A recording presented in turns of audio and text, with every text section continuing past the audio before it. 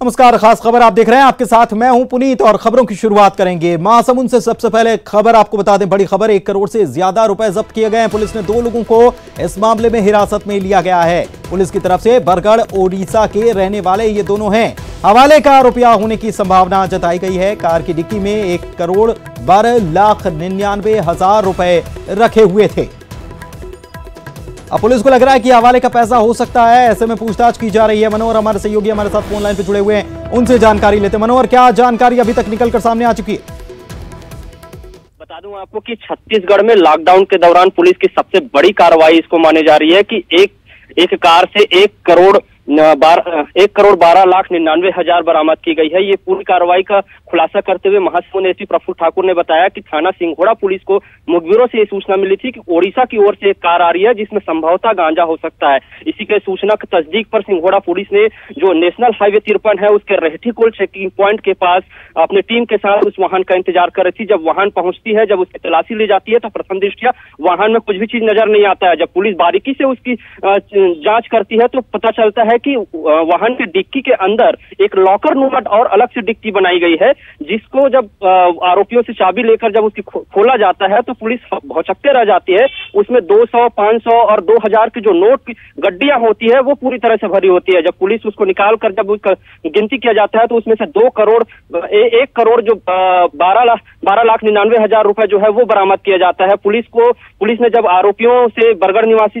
जो 2 आरोपी हैं, प्रतीक झाबड़िया और सुरेंद्र सोना, इनसे जब पूछताछ की जाती है तो कोई वैध दस्तावेज उनके पास नहीं होते, कोई पैन कार्ड नहीं होते। हालांकि प्रथम दृष्टया ये सूचना दी जाती है कि ये दोनों जो है सोना चांदी के व्यापारी काम करते हैं, लेकिन पुलिस जो है पूरे मामले में अभी छानबीन कर रही है। पुलिस का ये मानना है कि हवाला का पैसा था। दोनों आरोपियों को 102 के तहत हिरासत में लिया गया है और आईटी की टीम को बुलाकर पूरे मामले की जांच कराई जा रही है। चलिए, बहुत बहुत शुक्रिया मनोहर। लेकिन जिस तरीके से इस कार में डिक्की में अलग से लॉकर बनाया गया था, उससे हवाले का पैसा होने का शक पुलिस अब जताने लगी है। शुक्रिया मनोहर आपका इस जानकारी के लिए। आगे बढ़ते हैं। उपचुनाव के लिहाज से अहम ग्वालियर चंबल को लेकर नितिन गडकरी की तरफ से बड़ा ऐलान कर दिया गया है। चंबल प्रोग्रेस वे को लेकर नितिन गडकरी ने यह बड़ा ऐलान किया है। PM Modi Chambal progress way का भूमि पूजन करेंगे। कहा है कि 3 महीने में जमीन अधिग्रहण सरकार कर ले, यह गडकरी की तरफ से कहा गया। बताने के लिए भूल गया, शिवराज जी जब मुख्यमंत्री बने अभी फिर से, तो चंबल का हाईवे, एक्सप्रेस हाईवे बनाने की बात उन्होंने की। नरेंद्र तोमर जी मुझे बार बार आके मीटिंग कराई, उन्होंने आग्रह से कहा कि मेरे क्षेत्र में ये विकास का मार्ग बन सकता है। शिवराज जी, मैं आपको आश्वासन देता हूं कि आप लैंड एक्विजिशन का काम पूरा करो। अगर आपने पूरी सरकारी 80% लैंड है, अगर ये लैंड का काम अगर आपने पूरा किया तो 3 महीने के अंदर ये काम पूरा करो। इसके भूमि पूजन के लिए प्रधानमंत्री को बुलाकर इस हाईवे के कार्य का हम शुभारंभ करेंगे, ये आपको वचन देता हूं। दिया गया और ये वर्चुअल रैली में, और शरद हमारे सहयोगी हमारे साथ फोन लाइन पर जुड़े हुए हैं, उनसे बात करते हैं। शरद, ये पहले ही कहा जा रहा था कि वर्चुअल रैली में इस एक्सप्रेसवे या इसे एक नया नाम जो दिया गया है चंबल प्रोग्रेस वे, इसको लेकर कोई बड़ा ऐलान हो सकता है। तो अब वचन दिया गया है कि 3 महीने में आप पहले अधिग्रहण का काम पूरा कर लीजिए और उसके बाद प्रधानमंत्री खुद इसका भूमि पूजन करें। देखिए, बिल्कुल आपने सही कहा है और न्यूज़ 18 ने इस बात की पुष्टि पहले ही कर दी थी कि कहीं ना कहीं आज की जो वर्चुअल रैली है वो एक तरीके से उपचुनाव के रण का आगाज भी कहीं ना कहीं साबित होगी। और कुछ वैसा ही इस रैली में देखने को मिला है। नितिन गडकरी ने जब इस रैली को वर्चुअली तौर पर संबोधित किया तो सीधे तौर पर उन्होंने उल्लेख किया उस चंबल प्रोग्रेस वे का, जिसको लेकर कुछ दिनों पहले ही मुख्यमंत्री शिवराज सिंह चौहान ने सोशल मीडिया में लिखा था कि इस एक्सप्रेस वे को प्रोग्रेस वे के नाम से बनाया जाएगा और ये प्रोग्रेस वे कहीं ना कहीं ग्वालियर चंबल के विकास में मील का पत्थर साबित होगा। नितिन गडकरी ने साफ शब्दों में कहा है कि 3 महीने के अंदर सरकार इस एक्सप्रेस वे के लिए जो जमीन का अधिग्रहण किया जाना है उसको पूरा कर ले। वो इस बात का भरोसा दिलाते हैं कि इस एक्सप्रेस वे का भूमि पूजन करने के लिए खुद प्रधानमंत्री नरेंद्र मोदी चंबल आएंगे। तो ये एक बड़ा ऐलान है, खासतौर से ग्वालियर चंबल के लिहाज से और आने वाले जो उपचुनाव हैं उसके लिहाज से, क्योंकि 24 सीटों का जो विधानसभा का उपचुनाव है उसमें से अकेले 16 सीटें ग्वालियर चंबल की हैं। तो ये एक बड़ा ऐलान कह सकते हैं ग्वालियर चंबल के लिहाज से, और उपचुनाव का एक आगाज आधिकारिक तौर पर आप इसको भी मान सकते हैं। बिल्कुल, आधिकारिक तौर पर आगाज इसे माना जा सकता है। कितना असर ये डाल सकता है ग्वालियर चंबल की सियासत पर उपचुनाव के जब वक्त करीब आ रहा है ऐसे में, क्योंकि अभी अधिग्रहण भी नहीं हुआ है, अधिग्रहण होना बाकी है। आप 3 महीने में अधिग्रहण कीजिए, ये कहा उन्होंने, और उसके बाद फिर प्रधानमंत्री भूमि पूजन करेंगे। कितना असर डालता दिखेगा? देखिए, बिल्कुल बीजेपी इस एक्सप्रेस वे को कहीं ना कहीं उपचुनाव में बनाने की कोशिश करेगी।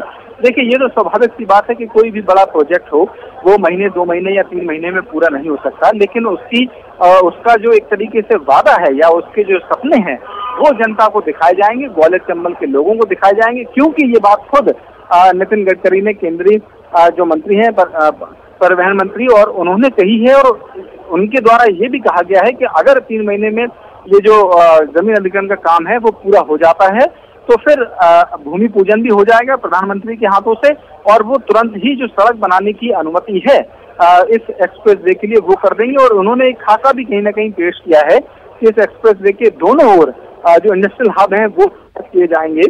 तो ये कहीं ना कहीं जनता के बीच में इस बात को प्रोजेक्ट करेगी बीजेपी, और उपचुनाव में सीधे तौर पर इसका फायदा लेने की कोशिश की जाएगी। इसमें अब कोई दो राय बाकी नहीं रह गई है। जी चलिए, बहुत बहुत शुक्रिया आपका शरद इस जानकारी के लिए। और चलिए आगे बढ़ते हैं। रायपुर से खबर आपको बता दें, कैबिनेट मंत्री रविंद्र चौबे की तरफ से बड़ा बयान सामने आया। जेसीसीजे का अस्तित्व ही समाप्त हो जाएगा, ये कह रहे हैं। अजीत जोगी के विधायक प्रतिनिधि ने इस्तीफा दे दिया। मरवाही के जोगी कांग्रेस कार्यकर्ताओं में भी असंतोष है और प्रजातंत्र में लोगों का आना जाना लगा रहता है। उनकी तरफ से ये बात कही गई है, सुनिए क्या कहा। के द्वारा माननीय मुख्यमंत्री के समक्ष वहाँ माननीय अजीत जोगी जी के लगातार जो प्रतिनिधि रहे ज्ञानेंद्र उपाध्याय, उनका कांग्रेस प्रवेश हुआ है और भी प्रजातंत्र में लोगों का आना जाना लगा रहता है। और वैसे भी ज्ञानेंद्र उपाध्याय मूलतः कांग्रेसी जेंस के कांग्रेसी नेचर के व्यक्तित्व थे और वो कांग्रेस में आज शामिल हुए तो उनका स्वागत किया गया।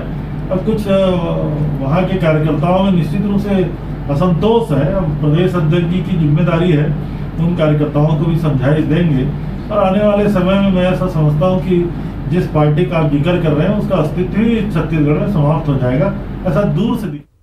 और सुरेंद्र हमारे सहयोगी हमारे साथ इसी खबर पर, बड़ी खबर पर लाइव जुड़े हुए हैं, उनके पास चलते हैं और उनसे बात करते हैं। सुरेंद्र, बड़ी बात कह दी कि जेसीसीजे का अस्तित्व ही समाप्त हो जाएगा। जेसीसीजे का अस्तित्व समाप्त हो जाएगा तो जोगी परिवार का क्या होगा? क्या कांग्रेस उन्हें अपनाएगी? बहुत सारे सवाल खड़े हो रहे हैं और क्या ऐसी स्थिति नजर आ रही है? क्योंकि मंत्री तो यह कह रहे हैं कि अस्तित्व खत्म हो जाएगा जेसीसीजे का। जोगी तक की क्या पार्टी?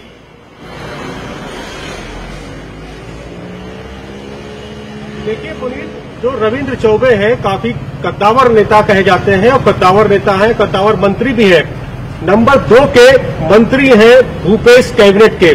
तो इस तरह से ये बयान उन्होंने दिया है, ये काफी बड़ा बयान है अपने आप में। और जिस तरह से उन्होंने कहा है कि आने वाले समय में जोगी कांग्रेस का अस्तित्व खत्म हो जाएगा, ऐसा उनको लग रहा है।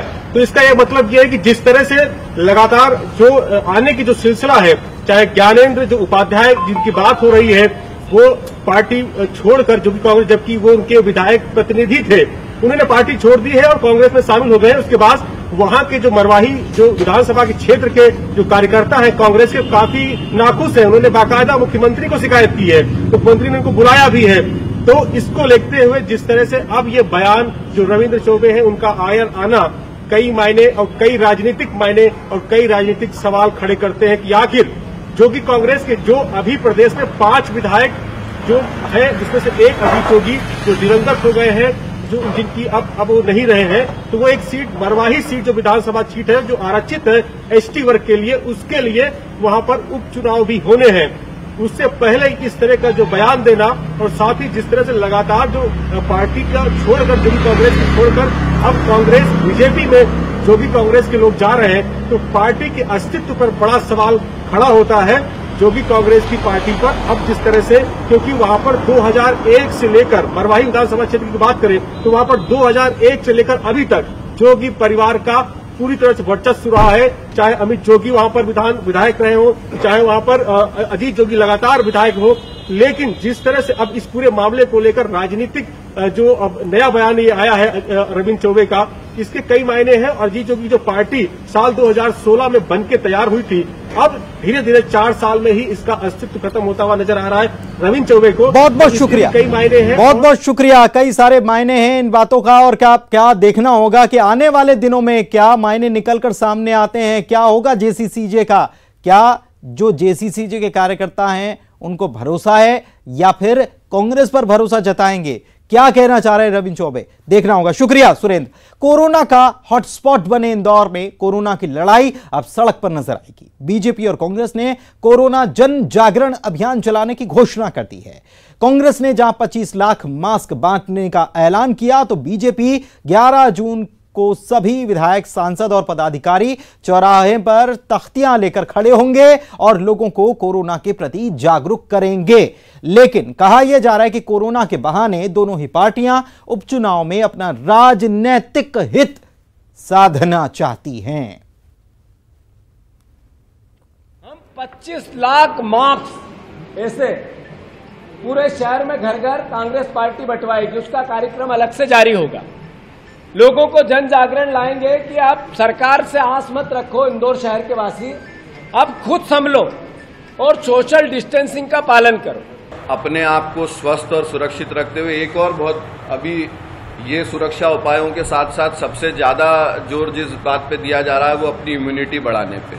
अपने आप को कैसे स्वस्थ रख सकते हैं, अपने आप को कैसे अपना इम्यून पावर बढ़ा सकते हैं, तो इन सब विषयों को लेकर हम भारतीय जनता पार्टी के कार्यकर्ता 11 तारीख को 10 बजे से लेकर 12 बजे तक इंदौर के सारे प्रमुख चौराहों पर रहने वाले हैं। तो कांग्रेस मास्क बंटवा रही है, सरकार चूर्ण बंटवा रही है, बीजेपी तख्तियां दिखा रही है और यह सब राजनीति चलती जा रही है कोरोना काल में। बीजेपी के पूर्व प्रदेश अध्यक्ष राकेश सिंह ने कांग्रेस के द्वारा 25 लाख मास्क बांटने पर कहा कि जमीन पर आने के लिए कांग्रेस को मास्क की जरूरत पड़ रही है, लेकिन जब जरूरत थी तो कांग्रेस कहां थी। राकेश सिंह ने यह भी कहा है कि कांग्रेस हमेशा देर से जागती है। कांग्रेस को उन बैसाखियों की जरूरत पड़ती क्यों है, इतनी देर से नींद खुलती क्यों है।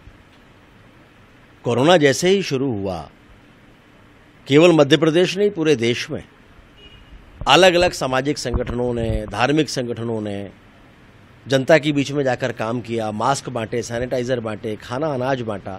कांग्रेस कहाँ थी। और भारतीय जनता पार्टी के कार्यकर्ताओं ने अपने हाथ से बना बना के मास्क बांटे हैं। और ये 25 लाख मास्क की बात कर रहे हैं, एक एक जिले में लाखों मास्क बटे हैं।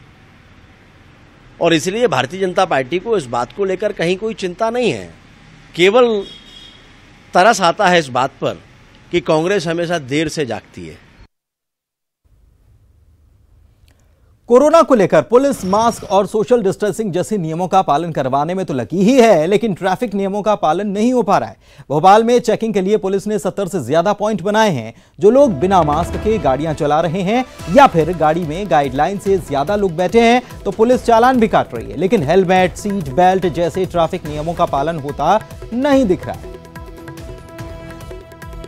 राजधानी भोपाल में वाहन चेकिंग का अभियान तेज कर दिया गया है। ट्रैफिक पुलिस लगातार शहर में जगह जगह पर चेकिंग पॉइंट लगाकर वाहनों की चेकिंग कर रही है। एक बाइक पर 2 व्यक्तियों के बैठने पर प्रतिबंध है। इसके अलावा कार में भी इसी तरीके की जो है कार्रवाई की जा रही है। लगातार ये चेक किया जा रहा है कि सोशल डिस्टेंस के अलावा जो मास्क हैं वो व्यक्ति पहने कि नहीं। इसको लेकर यहाँ पर लगातार कार्रवाई की जा रही है। VIP रोड पर यहाँ पर लगातार जो वाहनों का आना जाना है उनकी चेकिंग यहाँ पर पुलिस अधिकारी कर्मचारी कर रहे हैं। देख रहे हैं कि जो नियम है उनका पालन किया जा रहा है। यहाँ पर गौर करने वाली बात यह भी है कि तमाम ट्रैफिक के नियम होते हैं जिसमें हेलमेट है, सीट बेल्ट है, इसके अलावा तमाम नियम है, उनको भूलकर जो है पुलिस सिर्फ 2 मुख्य मुद्दों पर यहाँ पर चेकिंग कर रही है। हम बात करेंगे। भदौरिया जी, किस तरीके की चेकिंग व्यवस्था आप लोगों ने लगाई है यहाँ पर? कोविड-19 के लिए सभी को इंतजाम रोक रहे हैं। जो 2 सवारी हैं, 4 व्हीलर में 4 आदमी बैठ के चल रहे हैं, उन सभी को कुछ लोगों को समझाइश दे रहे हैं और कुछ लोगों को फाइन भी काट रहे हैं। और जो बहुत गाड़ी स्पीड रेस वगैरह हैं उनको भी हम रोक रहे हैं और कोशिश कर चालानी कार्रवाई क्या प्रावधान है? चालानी कार्रवाई में यह है कि 179 में हम इन लोगों को अभी फाइन कर रहे हैं। कोविड-19 के तहत कलेक्टर साहब के आदेश हैं, उनके तहत इन लोगों को समझाइश भी दे रहे हैं। और महिला हैं या बुजुर्ग हैं या बच्चे हैं उनको जाने दे रहे हैं, जो देख रहे हैं जो बहुत काम इमरजेंसी जा रहे हैं। बाकी जो लड़के जो यंग उम्र के हैं, जो घूमने के निकले हैं, उनका हम फाइन भी काट रहे हैं, चालानी कार्रवाई कर रहे हैं। बिल्कुल, लगातार यहाँ पर चेकिंग की जा रही है और ये देखा जा रहा है कि जो कलेक्टर के आदेश है उनका पालन वाहन चलाते समय हो रहा है या फिर नहीं, इसको लेकर चेकिंग की जा रही है। हालांकि ट्रैफिक के जो तमाम दूसरे नियम है, हेलमेट हो, सीट बेल्ट हो, या फिर वाहनों को तेज़ गति से चलाना, या फिर दूसरे नियम, उसका कहीं ना कहीं यहाँ पर अनदेखी की जा रही है। लेकिन सबसे पहले कलेक्टर के आदेश को यहाँ पर माना जा रहा है, लेकिन दूसरे ट्रैफिक नियम है उसको लेकर भी यहाँ पर चेकिंग जरूर होना चाहिए। कैमरामैन खिलान सिंह के साथ मनोज राठौर, न्यूज़ 18 भोपाल। और यहां रुक रहे हैं एक ब्रेक के लिए, जल्द लौटेंगे कुछ और खबरों के साथ, बने रहिए।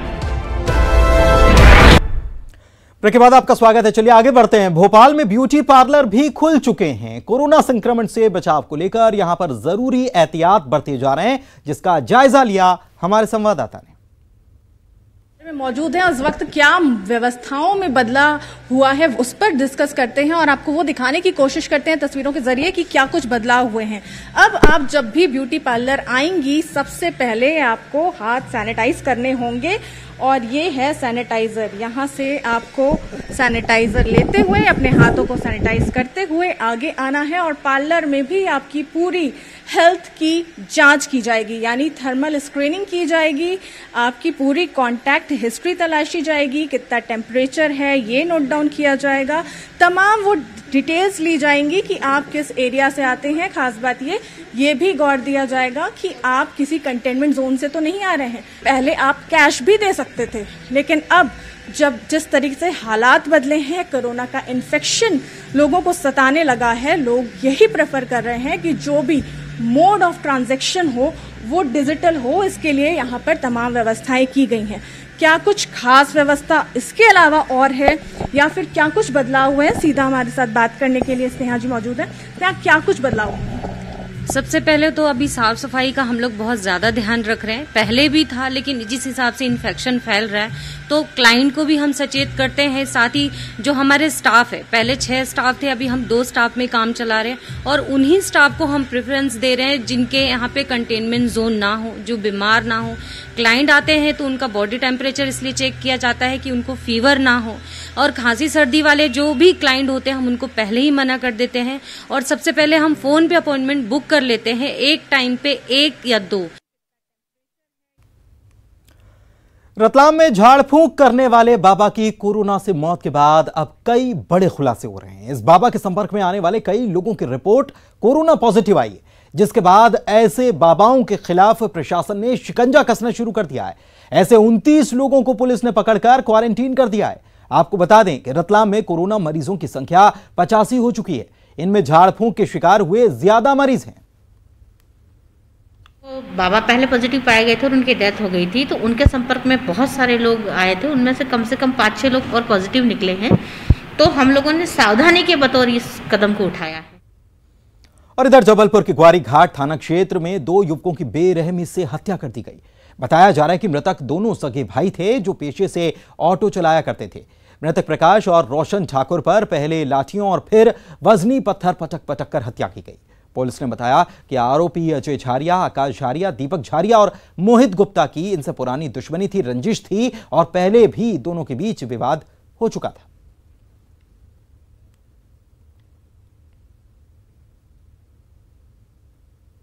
और आइए अब देखते हैं दुर्ग भिलाई टॉप 10।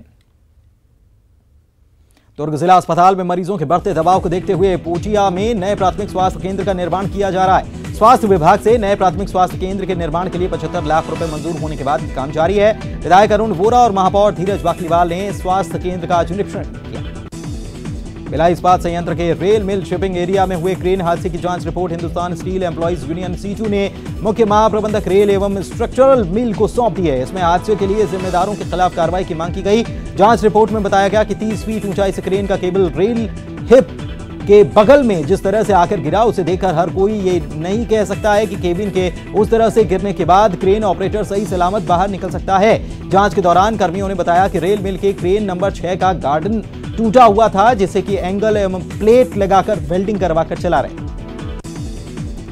चीन ने बीएसपी को बिलेट के बाद कास्ट स्लैब का ऑर्डर दिया है, जिसका इस्तेमाल प्लेट उत्पादन में किया जाता है। बीएसपी ने ऑर्डर के मुताबिक एक्सपोर्ट भी करना शुरू कर दिया है। कोविड-19 ने चीन के स्टील मार्केट को बुरी तरह से प्रभावित किया है। वहां के अधिकतर स्टील प्लांट अब तक उत्पादन पटरी पर नहीं ला पाए हैं, जिसके कारण उसे सेमी फिनिश्ड प्रोडक्ट के लिए दूसरे देशों पर निर्भर रहना पड़ रहा है। भारतीय जनता पार्टी के प्रदेश प्रवक्ता श्रीचंद सुंदरानी के द्वारा आत्मनिर्भर भारत जागरूकता अभियान की शुरुआत दुर्ग में की गई। प्रदेश बीजेपी प्रवक्ता और दुर्ग जिला जागरूकता अभियान प्रभारी श्रीचंद सुंदरानी की प्रमुख उपस्थिति में मोदी सरकार के 1 साल पूरे होने पर उपलब्धियों को बताया गया। साथ ही आत्मनिर्भर भारत पर पर्चों के माध्यम से जागरूकता अभियान की शुरुआत की गई। कूट रचित दस्तावेज बनाकर मुंबई जयपुर के शेयर कारोबारी के द्वारा भिलाई के बुजुर्ग से 75 लाख के शेयर हड़पने का प्रयास हुआ। नेहरू नगर निवासी प्रणब गांगुली की रिपोर्ट पर सुपेला पुलिस के द्वारा मुंबई एवं जयपुर के शेयर कारोबारियों के खिलाफ अपराध पंजीबद्ध किया गया। अपराधी की शिकायत पर कंपनी के द्वारा शेयर्स को होल्ड पर रखा गया। दुर्ग कलेक्टर डॉक्टर सर्वेश्वर नरेंद्र भूरे ने नगर निगम क्षेत्र का भ्रमण किया। उन्होंने पेयजल एवं साफ सफाई की व्यवस्था देखी, निर्माणाधीन प्रोजेक्ट पर नजर डाली और बरसात के पहले किए जाने वाले कार्यों की प्रगति का जायजा लिया। दुर्ग जिले में खुले 6 सरकारी अंग्रेजी मीडियम स्कूलों में 10 जून से प्रवेश दिया जाएगा। इन स्कूलों को उत्कृष्ट नवीन अंग्रेजी माध्यम स्कूल नाम दिया गया है। यहाँ पर छात्रों को पहले आओ और पहले पाओ की तर्ज पर प्रवेश दिया जाएगा। कक्षा 1 से लेकर कक्षा 10वीं तक की कक्षाओं के लिए 40-40 सीटें रिजर्व की गई। दुर्ग जिले में रहने वाला किन्नर समुदाय इन दिनों बेहद परेशान है। लॉकडाउन की वजह से ये जो काम करते थे वो काम नहीं कर पा रहे हैं। ऐसे में इन्हें कोई विकल्प नजर नहीं आ रहा। केंद्र सरकार के द्वारा इस समुदाय की ओर ध्यान देने की बात कही गई थी, लेकिन कोई भी शासकीय योजनाओं का लाभ इन्हें नहीं मिल पा रहा है। अनलॉक 1 के तहत जिम नहीं खोले जाने से नाराज जिम संचालकों और खिलाड़ियों ने विरोध में दुर्ग में एक रैली निकाली। इस रैली में बड़ी संख्या में खिलाड़ी और जिम संचालक शामिल हुए। हाथों में तख्ती थामे इन्होंने अपनी पीड़ा बताई। अपनी परेशानियों से संबंधित इन्होंने एक ज्ञापन कलेक्टर को सौंपा है। जिम संचालकों ने इस माध्यम से कलेक्टर को न सिर्फ जिम खुलवाने की मांग की, बल्कि लॉकडाउन के दौरान किराया भी माफ करने की गुजारिश की। कोविड-19 के संक्रमण की रोकथाम के लिए दुर्ग जिला न्यायालय में आने वाले अधिवक्ता, पक्षकार, न्यायालयीन कर्मचारी समेत अन्य लोगों को मास्क लगाना अनिवार्य है। यदि कोई भी न्यायालय परिसर या उसके आसपास नियम का उल्लंघन करते पाया गया तो उसके विरुद्ध चालानी कार्रवाई और अन्य विधिक कार्रवाई जिला न्यायालय की ओर से की जाएगी। आइए देखते हैं बिलासपुर की टॉप 10 खबरें। बिलासपुर में बंधक बनाने का एक युवती का वीडियो सोशल मीडिया में वायरल हुआ है, जिसकी जानकारी मिलते ही तुरवा पुलिस ने छापामार कार्रवाई की। युवती का रेस्क्यू किया। युवती को उसके पिता और भाई ने घर में बंधक बनाकर रखा था। लड़की ने प्रताड़ना से थक हार कर वीडियो बनाया। कानन पेंडारी जू अभी बंद है। खुलने के आसार अभी नजर नहीं आ रहे। कोरोना संक्रमण के चलते जू में जाना अभी लोगों के लिए प्रतिबंधित है। महामारी के फैलने से पहले यहां रौनक हुआ करती थी। जू लोगों से गुलजार हुआ करता था। वन्य जीवों के चाहने वालों को अभी जू में जीव जंतु देखने के लिए कुछ दिन और इंतजार करना होगा। गाइडलाइन का पालन करते हुए शहर के मंदिरों समेत अन्य धार्मिक स्थलों को सोमवार से खोले जाने की घोषणा की गई, लेकिन श्रद्धालु नहीं आ रहे। सोमवार, मंगलवार के बाद बुधवार को भी मंदिरों के पट खुले रहे, लेकिन श्रद्धालुओं की उतनी भीड़ नहीं दिखाई। तारबार इलाके में पुराने तेल डिपो के पास एक शख्स की लाश मिलने से सनसनी फैल गई। लाश की शिनाख्त झुपड़ापारा निवासी रमेश दास के रूप में हुई। रमेश दास बतौर गार्ड काम करता था। पता चला कि मृतक शराब पीने का आदी था। सूचना पर पुलिस मौके पर पहुंची। पंचनामा कार्रवाई कर शव को पोस्टमार्टम के लिए भेज दिया गया। पूर्व मंत्री और बीजेपी नेता अमर अग्रवाल ने बुधवार को पत्रकारों से चर्चा करते हुए निगम की कार्रवाई पर जमकर भड़ास निकाली। बिलासपुर में स्मार्ट सिटी प्रोजेक्ट और अरपा विकास प्राधिकरण लाने का दावा करते हुए अमर अग्रवाल ने कहा कि मौजूदा सरकार बिना किसी तैयारी के अरपा नदी में बैराज निर्माण का सपना देख रही है। पूर्व मंत्री ने जानकारी देते हुए कहा कि नियमों के विरुद्ध जाकर बैराज निर्माण का काम किया जा रहा है। शहर के 12 जगहों को कंटेनमेंट जोन से मुक्त किया गया। जिले के मरीज की जांच रिपोर्ट पॉजिटिव पाए जाने के कारण जिला बिलासपुर अंतर्गत 12 जगहों को कंटेनमेंट जोन बनाया गया था। इन क्षेत्रों में 14 दिन में कोई भी नए पॉजिटिव केस नहीं आए, जिसके लेकर कंटेनमेंट जोन की अधिसूचना विमुक्त इसे कर दिया गया। कोरोना संक्रमण काल के शुरुआती दौर में जिला प्रशासन द्वारा लग रहा नर्सिंग होम कॉलेज में लाखों रुपए खर्च कर क्वारंटीन सेंटर निर्माण किया गया। बावजूद आज तक इस क्वारंटीन सेंटर का किसी प्रकार से कोई उपयोग नहीं होना शासन के पैसे का दुरुपयोग और लापरवाही बता रहा है। रेत और गिट्टी की कीमत बढ़ने के लिए माफिया डंपिंग में लग गए हैं। जिले में रेत घाट चालू हैं, जो चालू नहीं है वहां से अवैध रूप से रेत खोदी जा रही है। शहर के बाहर ही नहीं, भीतर के इलाकों में भी डंपिंग का खेल चल रहा है। खाली जमीन को माफिया ने रेत डंपिंग का अड्डा बना रखा है। तोरवा पुल से मोका जाने वाले मुख्य मार्ग पर निगम प्रशासन की लापरवाही के कारण सड़क किनारे गंदगी का अंबार है। शहर की गंदगी यहां पर फेंकी जा रही, जिसके चलते लोगों को आवागमन में गंदगी से उठ रही दुर्गंध का सामना करना पड़ रहा है। जीवनदायिनी नदी अरपा में इन दिनों जलकुंभी पूरी तरह से पची हुई है। अरपा की सफाई और सौंदर्यीकरण की ओर ध्यान नहीं दिया जा रहा, जिससे कि अरपा नदी में अत्यधिक गंदगी फैल गई। अरपा के सौंदर्यीकरण में लाखों रुपए खर्च करने के बावजूद नदी को स्वच्छ और सुंदर नहीं बनाया जा सका। प्रशासन की उदासीनता के कारण नदी जलकुंभी से पची हुई।